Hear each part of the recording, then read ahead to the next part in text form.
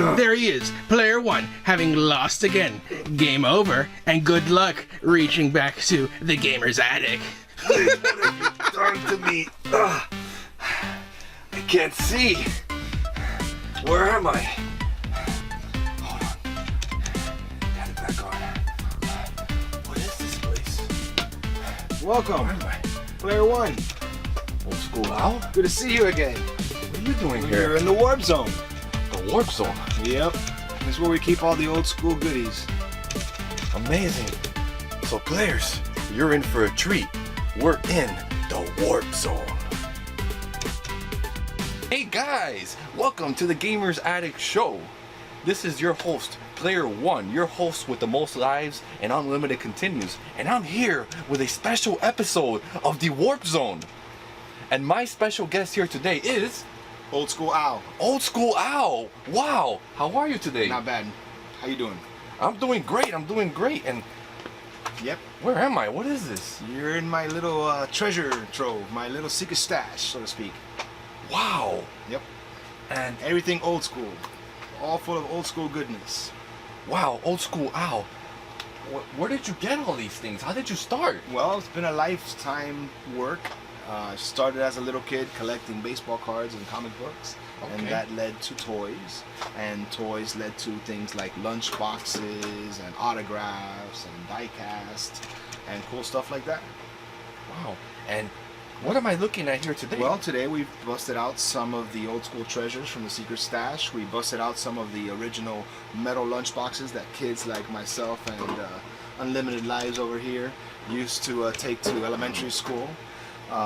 We've got, of course, my favorite Star Wars metal lunch boxes with their thermoses and stuff, and this one's in really, really good condition. Oh, got bonus thermos in this one, brother.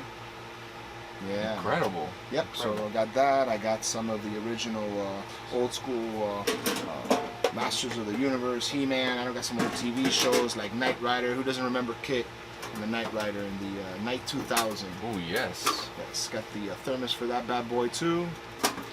Michael, Well, my fuel tank is low. Please oh my fill me God, up. We got Kit back there in the peanut gallery. So I was telling my good friend Mr. Unlimited Lives over here that this is the last metal lunchbox ever made, like late 80s, 86 or so, 85 is what it says on the thing. And back in those days, the kids, started swinging around the lunchroom and hitting some people. So companies went to the plastic lunchboxes, like this Brave Star here and this ET one now.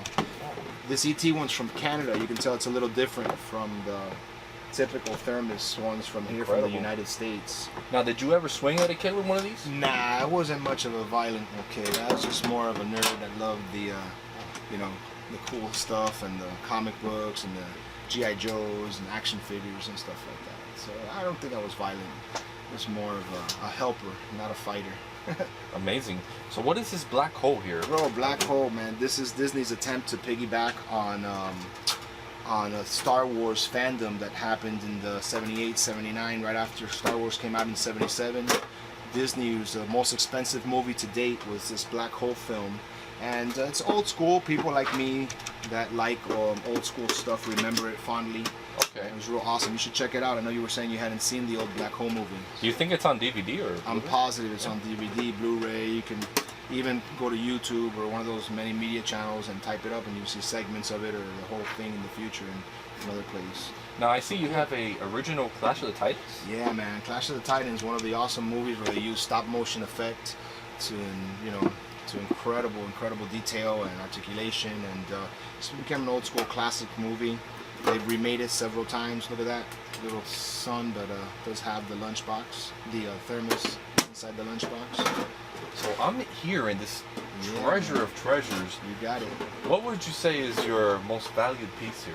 My most valued piece? Well, there's more sentimental value on some of them than what makes a piece valuable is the story behind it. I think. Of course. How somebody's touches you, makes you happier, remind you of a time when you were a little kid. Oh, and I had that, and I think you had that moment a few times when you came in here. Oh, I had that. I remember that. I think that happened when you saw the Blackbird. Yes, yes.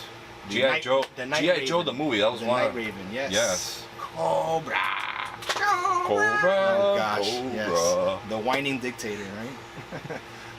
Really awesome, really awesome. So it's hard to just pinpoint one thing. It's not about value or being expensive. It's about something that like reminds me, oh, I had that, and I want to have that, or I remember that, I always wanted that.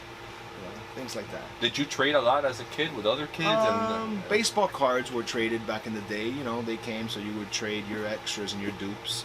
But mostly, when I got a little money as I got older and got a job, and then I started buying some of the things that I always wanted as a kid.